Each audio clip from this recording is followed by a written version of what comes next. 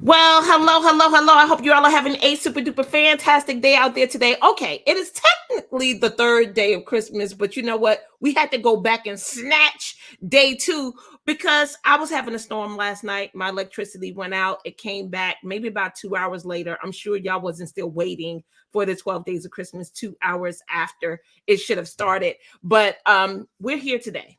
And I'm just so happy that we've made it. I did tell y'all last night we was going to come in at 12:30, and we had some tech difficulties, but we are here now in the space, ready to give you this conversation, these nuggets about transparent parenting.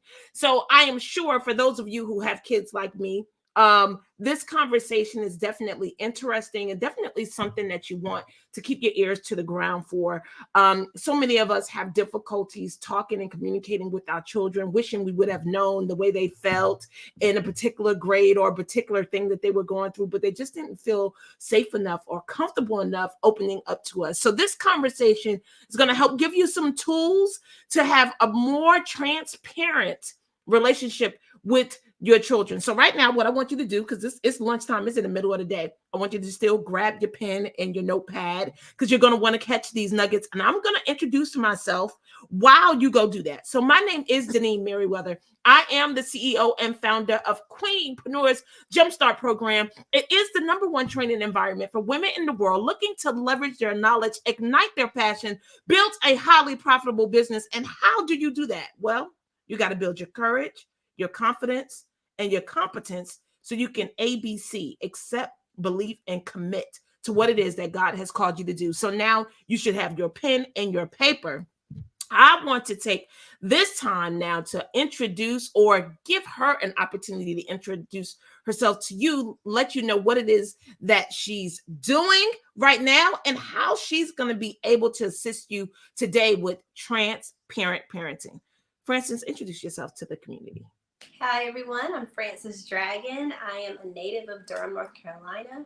Went to East Carolina University for undergrad and graduate. Woo! Go Pirates. Got my degree in health information management, or what we would say medical records. And so I am living in Wake Forest with my husband and my daughter, 8-year-old daughter, and my 16-year-old bonus son. And we have a Labradoodle. Currently, I'm working in the hospital arena as a policy writer for HIPAA, privacy, data privacy, and security. And so that's what I do on a day to day basis.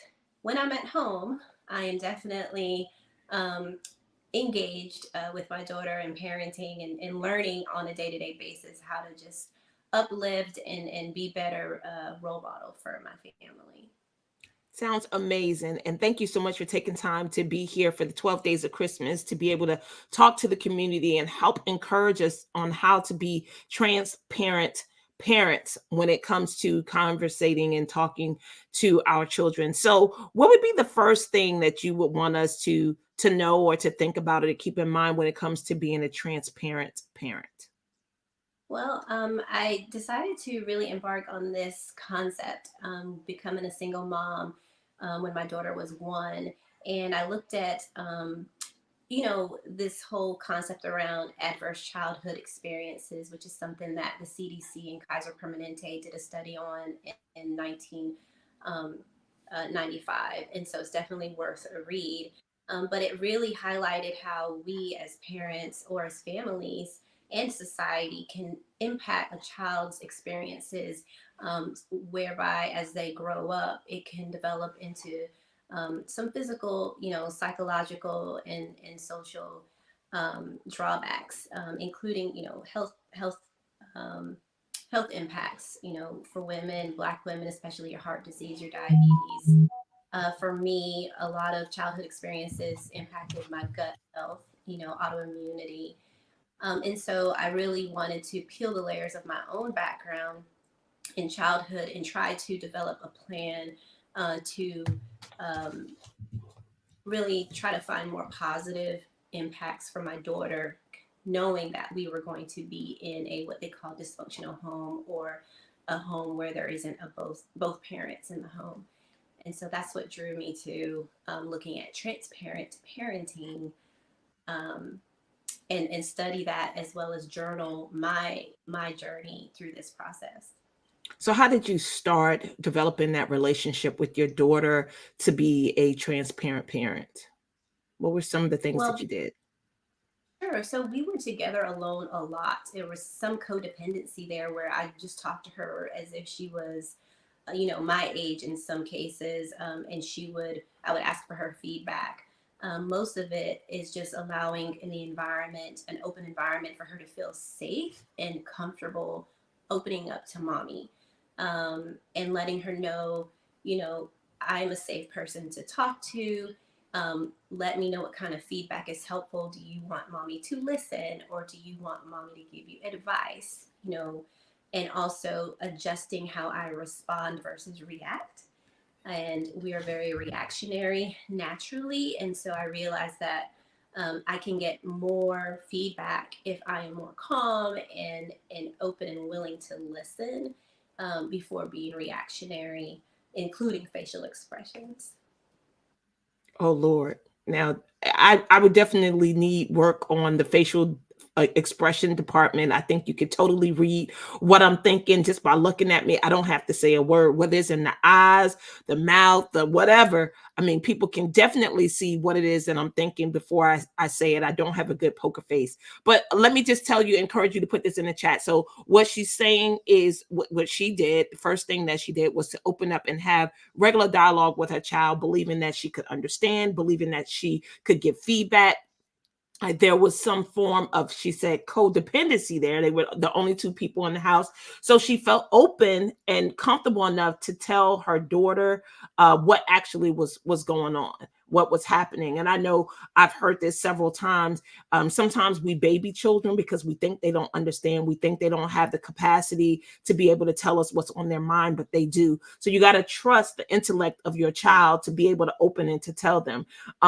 Definitely too, when it comes to finances, right? I think sometimes we try to hide from our children when we're not able to do something, and it's not because we can't afford it, right? Because then you don't want them to be afraid to ask you for things that they need. If you tell them, where you think I'm going outside and pulling money off trees, like all these little cliches, you can't get blood out of a turnip. Okay, they kind of get all those things. Those things are not even supposed to happen.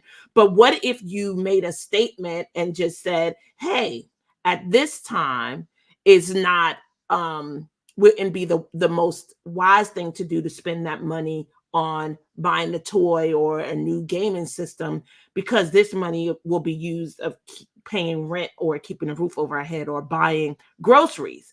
But we can definitely save for that toy or that plushy animal or new game system. I think if we just had real conversations with them and told them, not that you can't afford it, right? Because you can't afford it. You could take that money for rent and pay for it, but just explain to them how you actually manage. Like that's an opportunity to teach them about managing their money. Right. Yeah. Yeah. So other than just opening up and um sharing real life with your daughter, what were some of the other things that you did to create a transparent household? Sure. So one major, I had to acknowledge within myself that I grew up with a very pessimistic mindset, and Mm, so I realized that I was passing that on to her through my conversation and responses to anything that she would share. My response would either come off negative, so she's hearing more negativity than positivity. mm. And so I had to hone in on, okay, how is my child hearing me? Or how is my child hearing the world around them? Is she hearing negative feedback more than positive? Or constructive criticism versus deconstructive criticism? And break that down. So, for example, if I say, to my daughter, do you want to help mommy in the kitchen? And she says yes. So we're going to do a recipe or make pancakes, for example. And so, say she makes a mistake. Maybe she spills some of the egg yolk, or when she's mixing the batter, it spills a little bit. I think we may have the tendency to just say, stop what you're doing. I'll do it. Or I at times have said, I shouldn't have let you do this part, or Mm, that's sort of negative feedback. And so what it does is it shuts her down, where she just says, okay, I don't want to mm, do it anymore, versus I should have said, and my daughter will say, mommy, a better way for you to tell me this is, good job, good effort, next time we will do it this way, or let's put this down and protect the counter. So guide her in correction rather than tell her what you did wrong and, kind of complain along the way. Instead, that shuts her down. So she literally guides me on alternative ways to communicate when I'm frustrated so that it doesn't shut her down. So that's and that's amazing that she has developed, or you have developed her in a way where she feels comfortable doing that. I was in the car the other evening, after the 12 days of Christmas, drive and let my daughter, my oldest, drive the car through the drive-through window for the first time.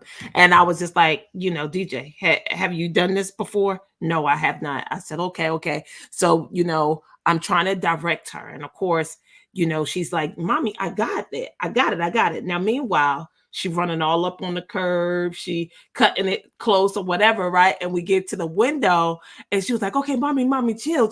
I got it. I'm like, girl, so let me tell you. Like, it's all right that you're doing this for the first time, but I want you to learn because it's the only way. But you ain't got no money for no repairs, right? So you got to let me direct you, even though it's your first time and you want to show me that you got it. It's all right for me to tell you how to do it better. And um, what would be like, if you could give me an example in that situation, how, I guess, could I have said it better besides you ain't got no money for no repairs? Right. So you're gonna need to let me direct you. And even though she's older, right? She's older and she's processing things a little differently. But what is another way that I could have I'm directed her? Because this could definitely scare her from going through the drive-through window ever again, probably. right. I probably would have, you know, that's a hard one. I probably would have said, you know what, let's pause, let's stop, let's talk about what we just did. Here are some tips, Yeah. and repeat to me what you just heard me say are some tips, or acknowledge or give the feedback, right? Feedback Mm-hmm. what I'm telling you to do on how to maneuver differently, so Mm-hmm. that I think it will kind of break down, because I'm sure she's nervous. Right. Not only nervous in the process of driving, but also that we're, as a parent, we're here with you. Um, and so there are two, stimulations going on, and maybe just put it neutral. Let's neutralize it. Let's stop the activity. Let's go and pause. We're both going to take a deep breath. Repeat to me what I'm going to tell you, what we need to do to make this experience a little bit, more positive and less Yeah. stressful. But it Way to takes go. time, because that means we have to have work. We have to have self-control to stop and pause and take a deep breath, and relay in a way that is convincing enough that we are not freaking out. Right. And Right. that takes a lot of practice, and I fail a lot, but I'm trying very hard to make it more consistent, to the point where it's just naturally, slow down, especially in heightened situations.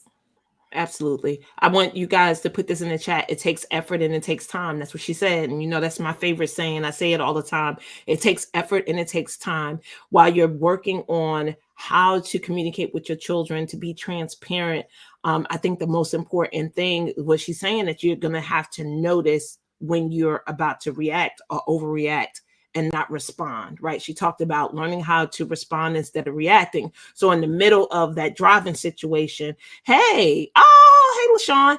And in the middle of that driving situation, I really could have like calmed myself down, right? And then calmed her down, and then went into instructing and having her recreate what I said, right? To make sure that she got it, and not react like, girl, you about to crash this car. Girl, we ain't got no money for these repairs. You ain't got no money for these repairs. I'm gonna have to repair it if you crash my car into the Popeyes drive-through speaker or whatever, right? So I appreciate that. And I think that, just like you said, that comes with practice, like really paying attention to yourself, paying attention to how you are responding or reacting to something, and ultimately thinking about the end result that you want. Because if you fly off the handle, then one, how are you going to be able to instruct her to do better? Mhm. Two, how are you going to make her feel more comfortable driving the car and getting better at what it is that she's practicing? And three, you want her to always be in a situation where she feel comfortable enough to be honest with you when she can't, or she makes some mistakes or can't do anything, and she doesn't want to express that to you and then you beat her down for it. She wants to be encouraged and lifted up. Anything else, or that you think we should be paying attention to as parents when it comes to communicating with our children and Yeah, being transparent with this is them? a major piece for me because I'm working on this now more intently.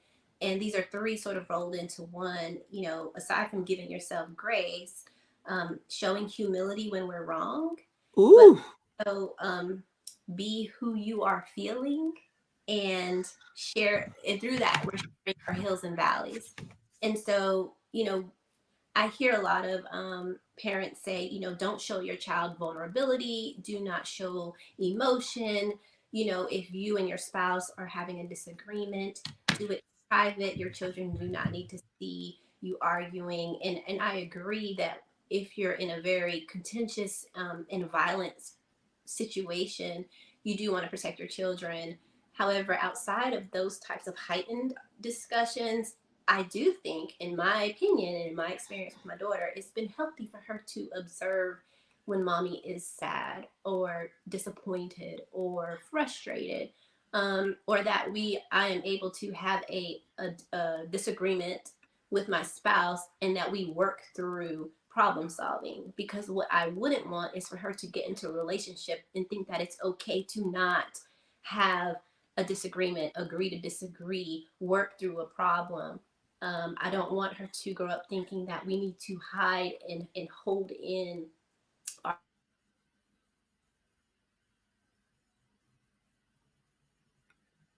One of us is frozen and I don't know who it is. If you could hear us out there, LaShawn, type and let me know that you can hear us. And who's where frozen? Let me know who's you just frozen. deal, you don't show emotion, you don't. Oh, you was frozen for a while. Could have been Hello. on my end. I'm not sure what end it was on, but um, uh, it is her. Okay, okay, you was frozen. Okay, are Oh you no. you back? You're good now. You're good now. It cleared up. Okay. It cleared up. So I was just summarizing that I think that it's good to show our hills and valleys, because when we talk about testimony and how God works in our lives, we can only really provide testimony if our kids can observe where we have come out of our valleys. And so, when I'm had a bad day at work and I pick up my daughter, I say, Samantha, how was your day? What was good about your day? What was bad about your day? What would you have done differently about your day? And I think we should do the same thing. And so I'll share with her, I'm a little frustrated today. So if mommy is quiet, this is why, and I'll explain it to her in a way that she can understand. That's I awesome. had a coworker, we had some challenges, and so it just put mommy in a very frustrating headspace.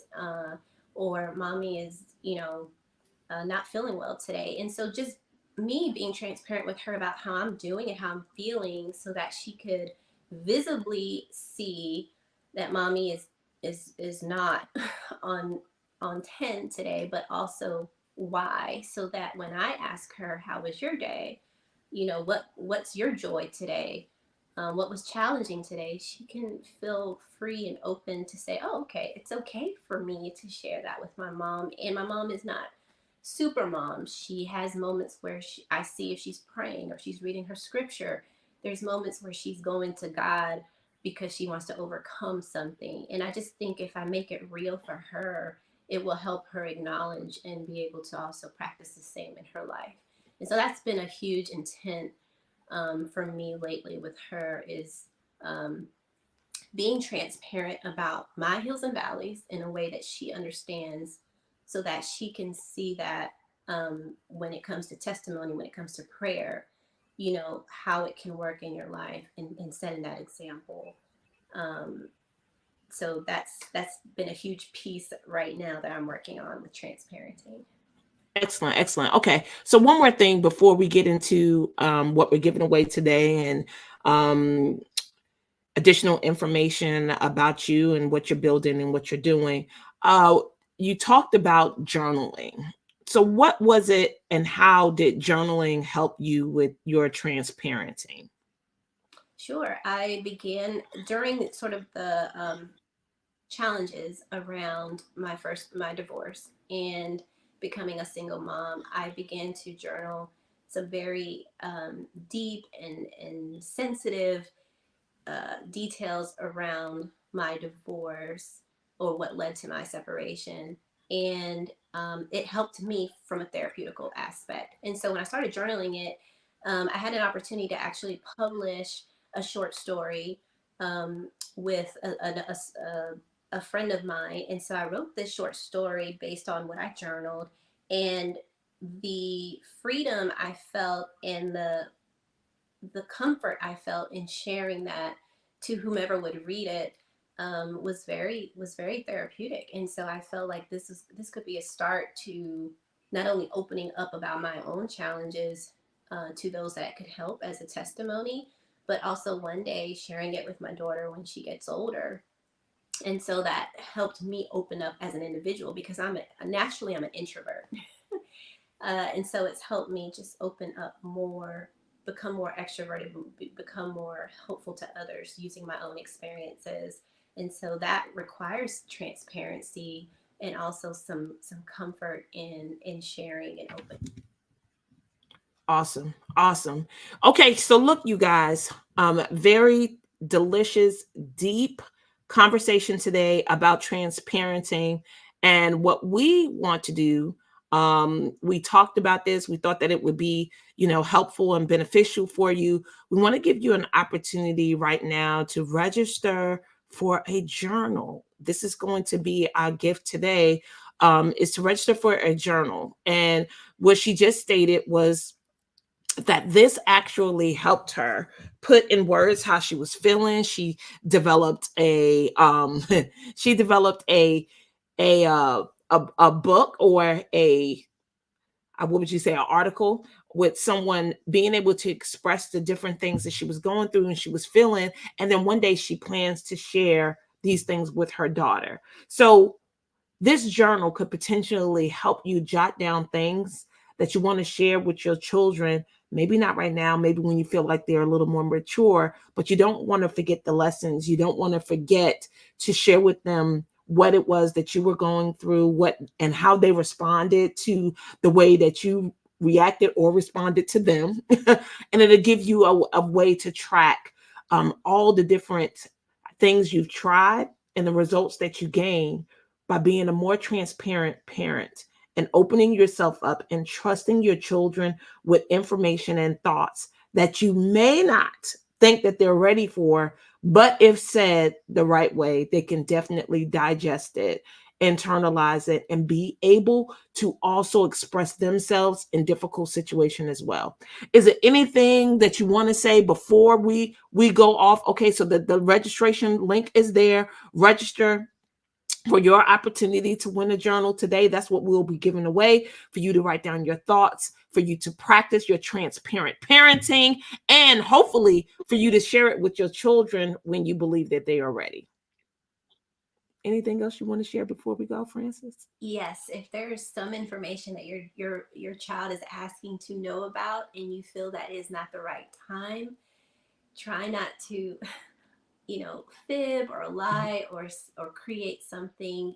Try to say, there's some things that are going on and I would like to share it with you, but right now is not the right time. When you get a little bit older, that way it's not, you're shutting them off or it's a no, or we're making something up, or a lie. It's You can just say, we're inviting you to the conversation, just that now is not the right time. Awesome. I appreciate that. And thank you so much for giving us the words to say, to be a more transparent parent, and to make sure that we're creating an environment where our children feel comfortable speaking to us about anything. All right, dropping the link one more time. Register to win. We'll be giving away a journal for today for you to write down your thoughts, your experiences, your practice, your efforts of being a more transparent parent. Thank you so much, Francis, for being here today. It is the second day of Christmas, and tonight I'll be back. Third day of Christmas. This whole theme for this week and next week will be honor yourself. Put that in the chat. Honor yourself. I want you to honor yourself.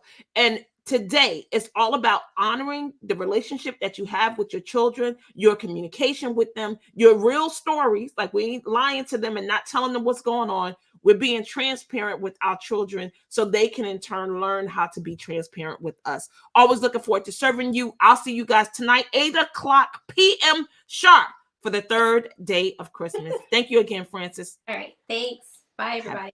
Bye.